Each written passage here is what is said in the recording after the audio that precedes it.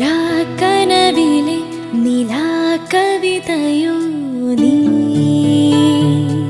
ഈ പകലിലെ പോക്കുവെയിലോ നീ, പിടഞ്ഞുണരും കനൽമിഴിയോ പതഞ്ഞുയരും കടൽ തിരയോ.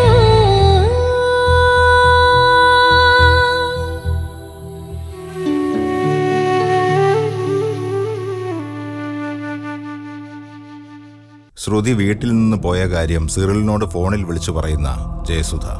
ആശുപത്രിയിൽ സബിതയുമായി വന്നിറങ്ങുന്ന ശ്രുതിയെ ഒരു മഠത്തിൽ താമസിപ്പിച്ച് അവിടെ പ്രസവിക്കുന്ന കാര്യം സബിതയോടും രവിയോടും പറയുന്ന ഡോക്ടർ സൂസൻ. അതിന് ശ്രുതി സബിത രവി എന്ന പേര് സ്വീകരിക്കണമെന്നും പറയുന്നു.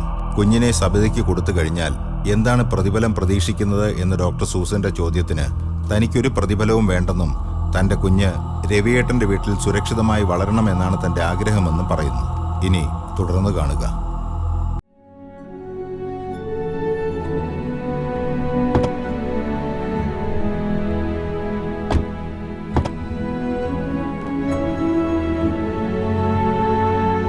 രവി, ആ മെഡിസിന്റെ കിറ്റൊക്കെ എടുത്തോ? പോകുന്ന വഴി അറിയോ? ഏകദേശം ഒരു ഐഡിയ ഉണ്ട്. ഇല്ലെങ്കിൽ നമുക്ക് ഡോക്ടറെ വിളിക്കാം. അമ്മയാ, എന്താ പറയാ? ഹോസ്പിറ്റലാക്കിയെന്ന് പറ. ഹലോ അമ്മേ. അതെ അതെ, ശ്രുതിയെ ഹോസ്പിറ്റലിൽ കൊണ്ടുപോയി വിട്ടു. ആ, ഞങ്ങള് കോളേജിലേക്ക് പോവാൻ നിൽക്കുക. ആ, അതൊക്കെ ഞങ്ങള് വന്നിട്ട് പറയാമേ. ശരി അമ്മേ.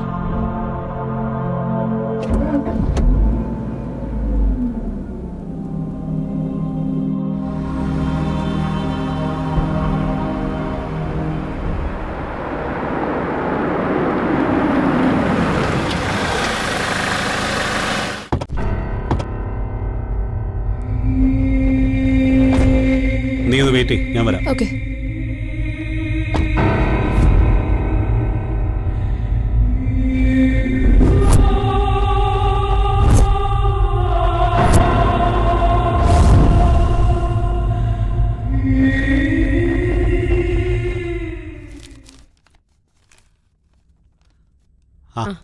ഒരു സെക്കൻഡ്.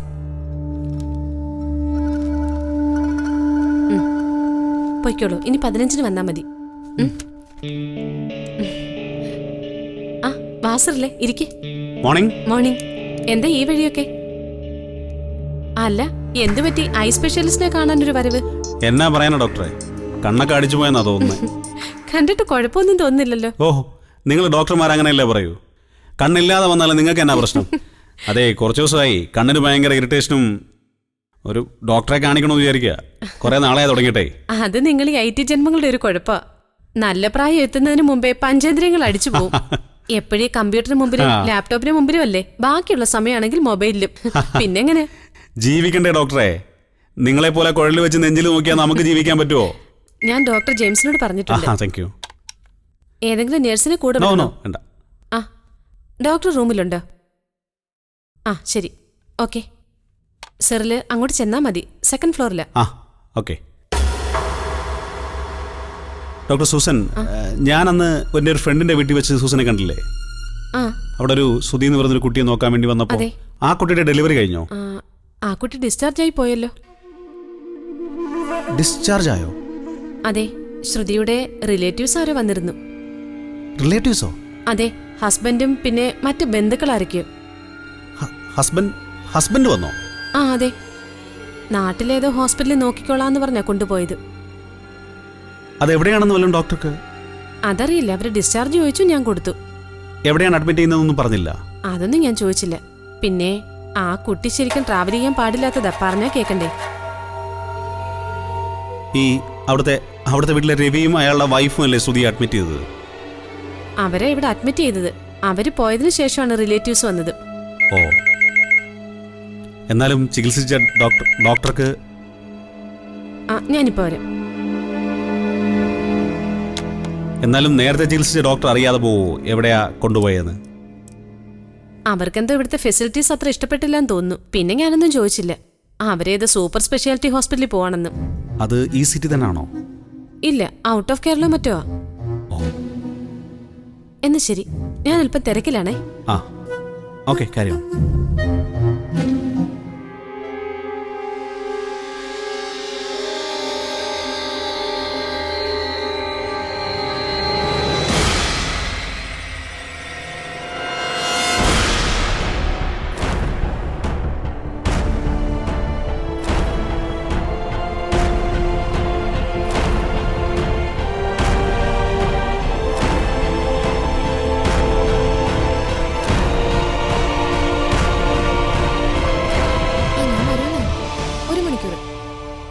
വരും.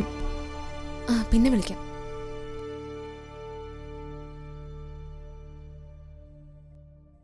സിറിൽ എന്താ? എന്താടാ? പോയി. ആര്? ശ്രുതിയോ? അവളെ ആരാ വിളിച്ചോണ്ട് പോയി?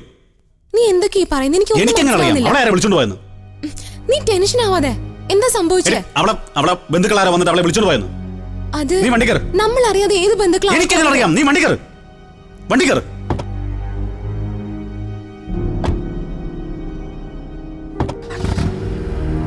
എന്താ സിറിൽ പ്രശ്നം? ഒന്നും മിണ്ടാ.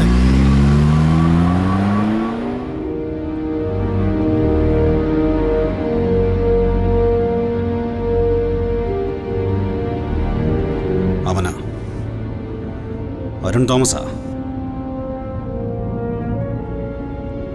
അവനാണല്ലോ നിറവേറോടെ നിൽക്കുന്ന അവളെ വേണ്ടത്.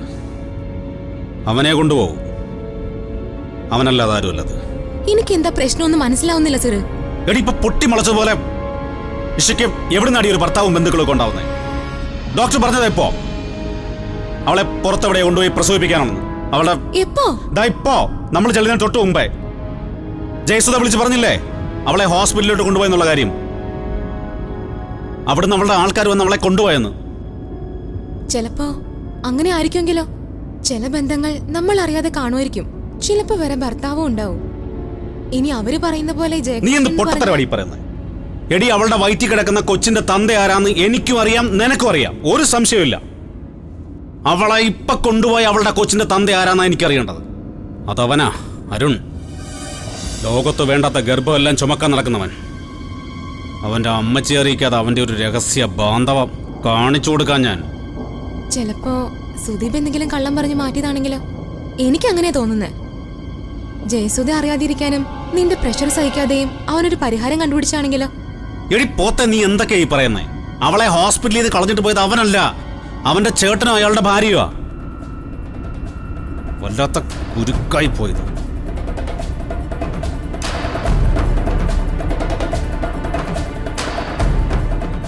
വഴിയുണ്ട്, വഴിയുണ്ട്, വഴിയുണ്ട്. കാണിച്ചു കൊടുക്കാം.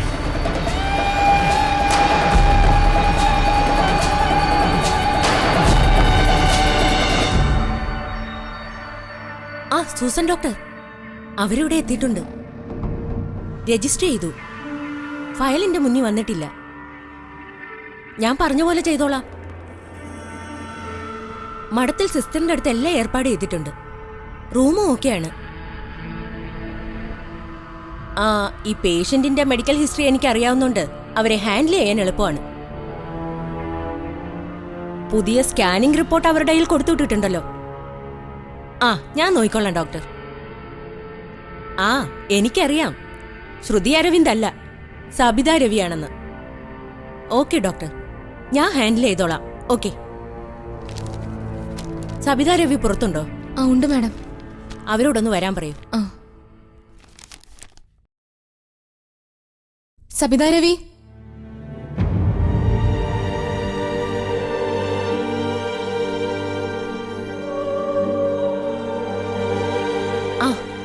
സബിത ഇരിക്കൂ. സ്കാനിംഗ് റിപ്പോർട്ട് കൊണ്ടുവന്നിട്ടുണ്ടല്ലോ അല്ലേ? രവിയോ, ഇരിക്കൂ. വരൂ.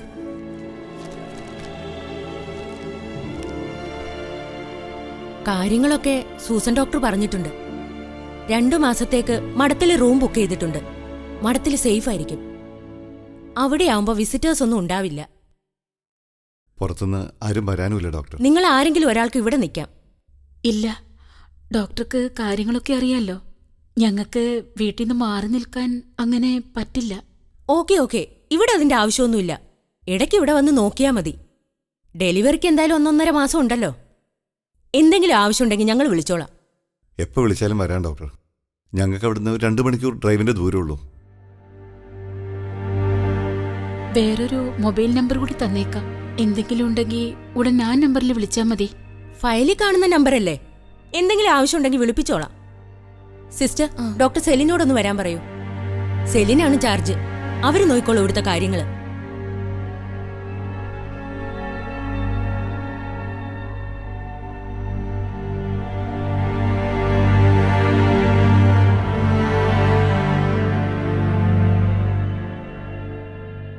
രണ്ടുപേരും നല്ല ടെൻഷൻ അടിച്ചിരിക്കുവാണല്ലോ. ശരിക്കും ഡോക്ടർ, എനിക്ക് പേടിയുണ്ട്. പേടിക്കണ്ട. ഇത് നമ്മള് 3-4 പേർക്കിടയിൽ അറിയാവുന്ന കാര്യമാണ്. ശ്രുതി അരവിന്ദ് ഇവിടെ സബിതാ രവിയാണ്. ഇനി അങ്ങനെയാ.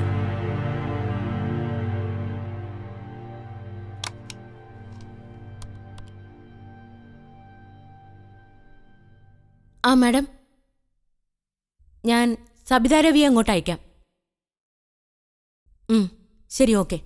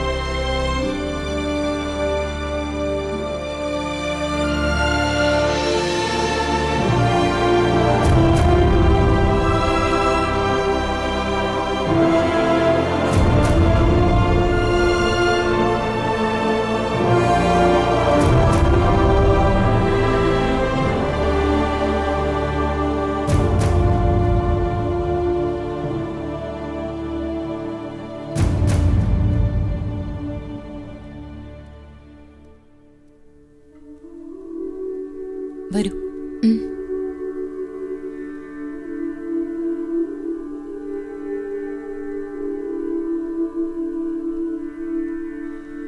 സിസ്റ്ററെ, ഇതാണ് സബിതാ രവി.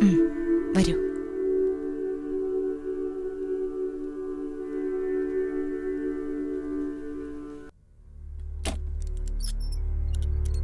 വരൂ, ഇതാണ് സബിതയുടെ മുറി. സാധനങ്ങളൊക്കെ ഇങ്ങോട്ട് വെച്ചോളൂ. അവിടെ വെച്ചാലും മതി. ഇരിക്കുമോളെ,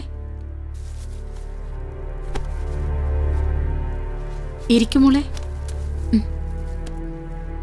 പതുക്കെ ചെരുപ്പഴിച്ചിട്ടേക്ക്.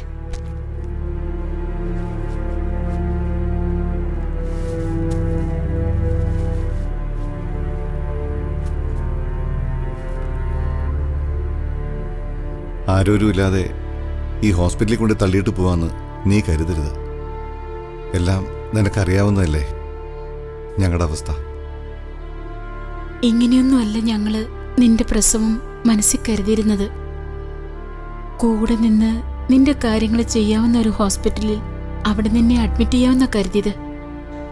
നിനക്ക് വേണ്ടതെല്ലാം ചെയ്തിട്ട് നിന്നെ നോക്കാൻ കഴിയുന്ന ഒരു ഹോസ്പിറ്റലില്. കാര്യങ്ങള് ഇങ്ങനെ കൈവിട്ടു പോകുന്ന കരുതിയില്ലോ മോളെ. നിനക്കൊരു അത്യാവശ്യം വന്ന അന്നേരം ഞങ്ങൾ ഓടിയെത്തും. നീ വിഷമിക്കരുത്.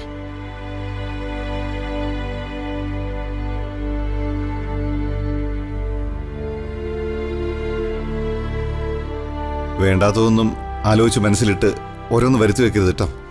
കാര്യങ്ങളൊക്കെ മനസ്സിലാക്കി പെരുമാറാനും ജീവിക്കാനും അറിയാവുന്നവളല്ലേ നീ. അതാ ഞങ്ങളുടെ ഒരു സമാധാനം. ഇത്രയൊക്കെ നിങ്ങൾ എനിക്ക് വേണ്ടി കഷ്ടപ്പെടുന്നുണ്ടല്ലോ, അത് തന്നെ ഒരാശ്വാസമാ. ഈ ഭൂമിയിൽ എല്ലാവരും സ്വന്തക്കാരോടും ബന്ധുക്കാരോടും കൂടി അല്ലല്ലോ കഴിയുന്നത്. ആരോരുമില്ലാത്ത എത്രയോ പേരുണ്ട്.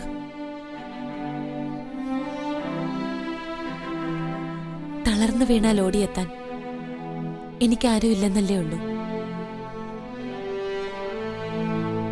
ഇത് ഇന്ന് തുടങ്ങിയതല്ല, ഓർമ്മ വെച്ച കാലം മുതൽ തുടങ്ങിയതാ. പിന്നെയും അത് ഒരർത്ഥത്തിൽ കിട്ടിയത് നിങ്ങളിൽ നിന്ന്. എന്റെ അച്ഛനും അമ്മാവനും കഴിഞ്ഞത് പിന്നെ എന്നെ മോളേന്ന് വിളിച്ചത് നിങ്ങളാ. ആ വിളിയുടെ ഒരു സ്നേഹവും കരുതലും ഒക്കെ അതൊക്കെ ഇനി എനിക്കില്ലെന്നും അറിയാം. മോളെ, നിന്നെ ഞങ്ങൾ ഉപേക്ഷിച്ചിട്ട് പോവല്ല. വീട്ടിലെ സാഹചര്യങ്ങൾ നിനക്കറിയാലോ. ഞാൻ അങ്ങനെയൊന്നും കരുതിയിട്ടില്ല രവിയേട്ടാ.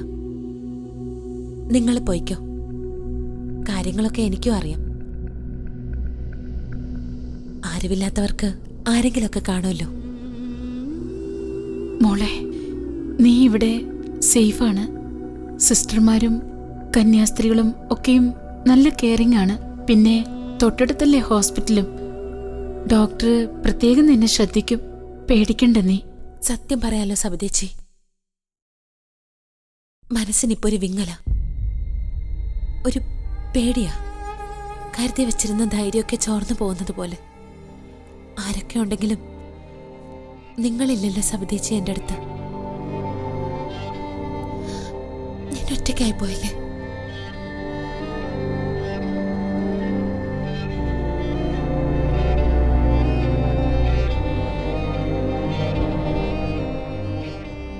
തിരിച്ചു ചെന്നിട്ട് അച്ഛനോടും അമ്മയോടൊക്കെ എന്താ പറയാൻ പോകുന്നത്?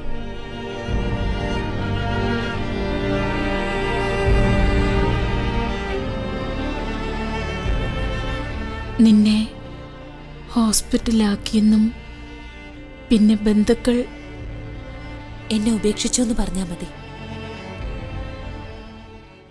അന്വേഷിക്കരുതെന്നും, പ്രത്യേകിച്ചും അച്ഛനോട്.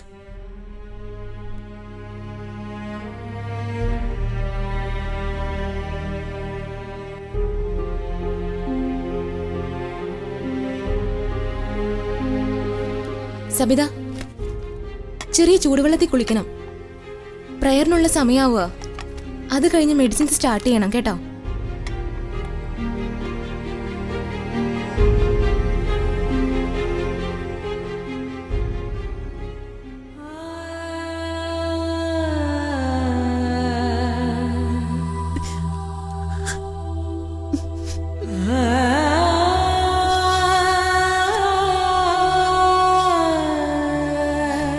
ചേച്ചി പോയിക്കോ.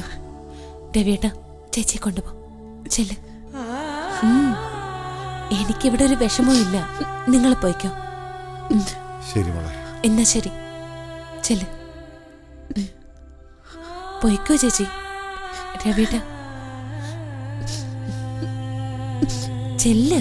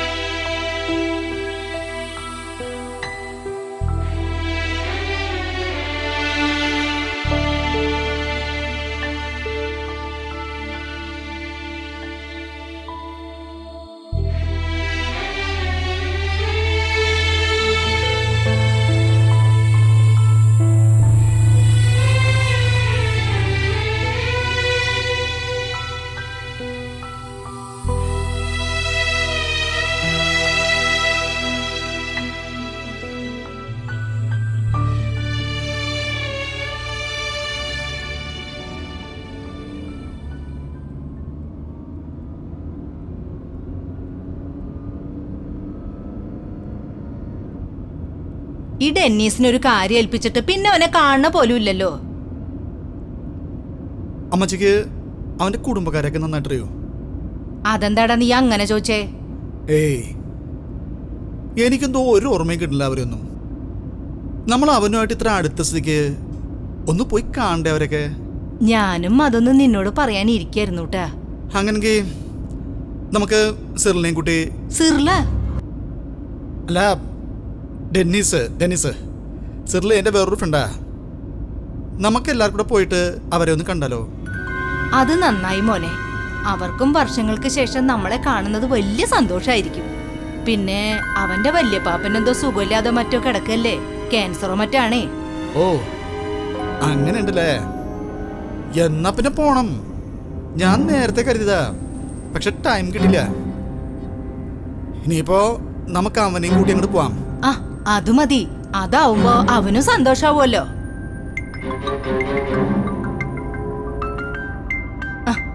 ഡാ പറഞ്ഞു കഴിഞ്ഞില്ലേട്ടാ, ഡെന്നീസാണ്ടാ. ആ ഡെന്നീസേ, നീതാ എവിടാ? എന്റെ മോന്റെ സ്വഭാവം നിനക്കും തുടങ്ങിയോ? അതെന്നാ അമ്മച്ചി? അല്ല, അവനോടൊരു കാര്യം പറഞ്ഞാലേ പിന്നെ അതങ്ങ് നമ്മള് മറന്നേക്കണം. അയ്യോ, മറന്നൊന്നുമല്ല എന്റെ അമ്മച്ചി.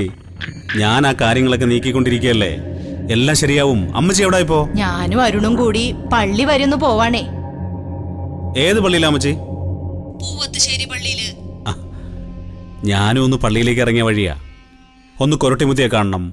പിന്നെ നമ്മുടെ എടപ്പള്ളി പള്ളിയില്ലേ, അവിടെ ഒന്ന് കയറി പ്രാർത്ഥിക്കണം. ഇനി എന്നാ മോനെ നിന്നൊന്ന് കാണുക? എപ്പോഴാ വരിക? അമ്മച്ചി വിചാരിക്കുമ്പോ ഞാൻ അങ്ങെത്തില്ലേ? അതല്ലേ നമ്മൾ തമ്മിലുള്ള മനപ്പുറത്തം. ഒന്ന് കണ്ണടച്ച് തുറക്കുന്നതിന് മുമ്പ് ഞാൻ ആ കൺമുൻപിൽ തന്നെ കാണത്തില്ല എന്റെ അമ്മച്ചിയെ. പിന്നെ മോനോട് നല്ലപോലെ ഒന്ന് മുട്ടിപ്പായി പ്രാർത്ഥിക്കാൻ പറയട്ടോ. കല്യാണം നടത്തണ്ടേ നമ്മുടെ നായർ പെണ്ണുമായിട്ടേ? പോടവിടുന്ന്. ഓക്കേ അമ്മച്ചി, എന്നാ നമുക്ക് കാണാം. ആ ശരിടാ. അവനെയൊക്കെ കണ്ടു പഠിക്കണം ട്ടാ. രാവിലെ പള്ളിയിൽ പോയിരിക്കുക. നിന്നെ പോലെ ഒന്നല്ല ട്ടാ, നല്ല ഭക്തിയുള്ളവനാണേ. ആയിക്കോട്ടെ, സമ്മതിച്ചിട്ടാ. എല്ലാവർക്കും എല്ലാരും അവൻ കഴിയില്ല. അവനാണ്, ഞാനാണ്. എന്തിനേതിനും നിനക്ക് കാരണമുണ്ടല്ലോ. അല്ല പിന്നെ